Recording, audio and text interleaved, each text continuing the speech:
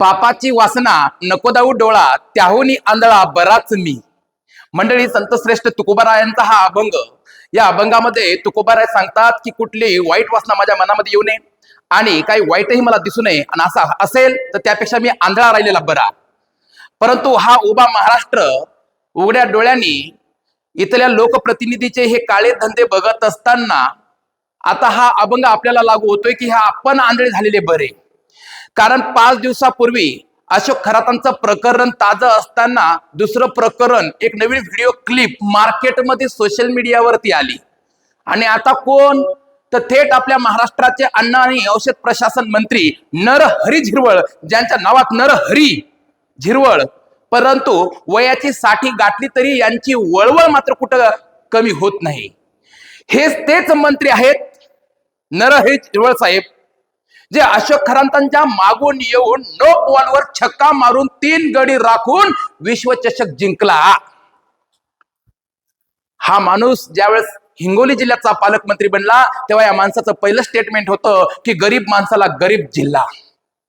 साहेब, तुमचं कदाचित बजेटच कमी होतं म्हणून तुम्ही आकारानं बाजार भरविला. बाजारही कुठं भरविला? बंगल्यामध्ये भरला. आणि हो बाजार आता उठवायची वेळ आली, अर्थात तुम्ही राजीनामा देण्याची वेळ आली. कारण सध्या सोशल मीडियावर जो काही व्हिडिओ व्हायरल आहे ते पाहता ज्या जनतेनं मतदान करून तुम्हाला सत्तेच्या खुर्चीवरती बसविलं त्या जनतेची माथी आता मात्र गरम व्हायला लागली. लक्षात घ्या, तुम्ही बंगल्यात मान्य तो गरम व्हायला, पण इथं उन्हाच्या पाऱ्यानं तुमच्या काळात धंद्यानं इथली जनता मात्र आता गरम व्हायला लागली. लक्षात घ्या, खरं तर अशोक खरातांनंतर हे मंत्री असतील असे अनेक कितीतरी मंत्री आहेत. लक्षात घ्या, रंगरलिया त्या ठिकाणी गाजवतात. जनतेच्या समस्यावरून, जनतेच्या अडचणीवरून यांना काही घेणं देणं राहिलेलं नाही. मूलभूत सुविधा कोणत्या, शिक्षण क्षेत्र कसे, दळणवळण काय, वाहतूक काय, यांची कोणतीही यांना घेणं देणं नाही. कुठलीही गरज यांना उरे नाही. जनता राहो का जनता जाओ, काही घेणं देणं नाही. इराण युद्धा सगळं चुलीत आणि हे खोलीत. लाजा वाटायला पाहिजेत. आता बझालक बस करा ना, आता लाजा आम्हाला वाटायला लागल्यात हो. आता आम्हाला बघवणं 4-5 पाहुण्यामध्ये गेलो तुमचा विषय निघला तर लहान लेकरू म्हणून आम्हाला अशा खाली माना घालावं लागेल. आता पण काय करावं, कानान ऐकू यायलंय सगळं. ज्या वयात आपले हातपाय चलत नाही त्या टायमाला तुम्ही वळवळ करता. झिरवळ साहेब, शर्मेची बाज आहे, खूप मोठी निंदनीय आणि शोकांतिक आहे आमच्यासाठी.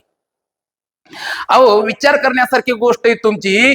आपलं वय काय, आपण करायलो काय, तुमच्या बजेटनुसार तुम्ही पुन्हा तो माल काय बोलावं आपण आता. बरोबर, सगळ्यात मोठी शोकांतिका इथल्या जनतेची आणि सगळ्यात दोष जनतेचा आहे की ना करतेपणा असणाऱ्या या मंत्र्यांना, संत्र्यांना सत्तेच्या खुर्चीमध्ये बसविलं आणि त्यांनी त्यांचे रंग आपल्याला दाखविले, रूप दाखविले. आपण फक्त हातावर हात ठेवून उघड्या डोळ्यांनी फक्त हा नंगा नाच बघायचा आहे. खर तर एकदा काय करायला पाहिजे, त्या सर्व मंत्र्यांना एकदा एकत्र करायला पाहिजेत. वाळलेल्या करडीच्या रानामध्ये नागडं करून याला पळवायला पाहिजे. 10 चक्रा मारायला लावायच्या आणि 2च चक्रा मोजायच्या. एकदा जनतेच्या हाती यायला पाहिजेत. नाही करड्याच्या रानामध्ये नागडा कळून यायला पळविल्यानं ही जनता तोपर्यंत शांत बसत नाही. हे अजून जनतेची पावर कळाली नाही. इथं लोकशाही आहे आणि लोक काय करतात हे फक्त लोकांना माहिती आहे. याच्यासारख्या चिवतियागिरी करणाऱ्या नेत्यांना कळत नाही.